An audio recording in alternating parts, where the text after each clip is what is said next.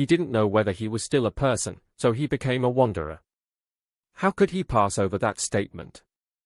How dare you, a traitor who has fallen to the temptations of evil, call me a fanatic? So my enemy was a priest of a much higher level and a bad match for me. I didn't really care.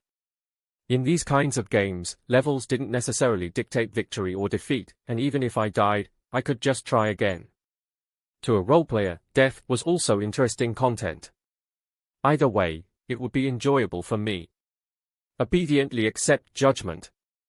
I avoided the priest's mace as I struggled to keep the corner of my mouth from twitching in excitement. Then, I performed my usual ceremony by raising my sword to face the sky. Victory to my blade, glory to the heavens. Are you impersonating a knight? Yeah, I was imitating a knight.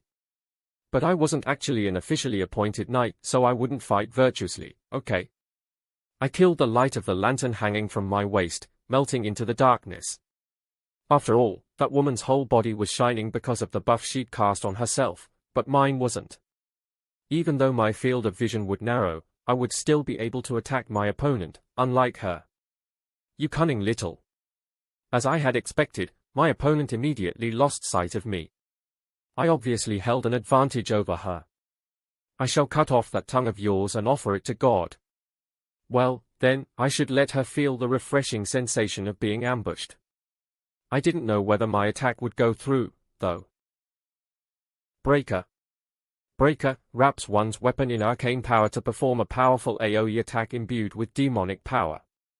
Effect: consumes 10 MP, causes 540% damage to enemies before you in a certain range. The attack skill, Breaker, which I had selected just before, detection, split the night air, adding a black effect to my Zweihander.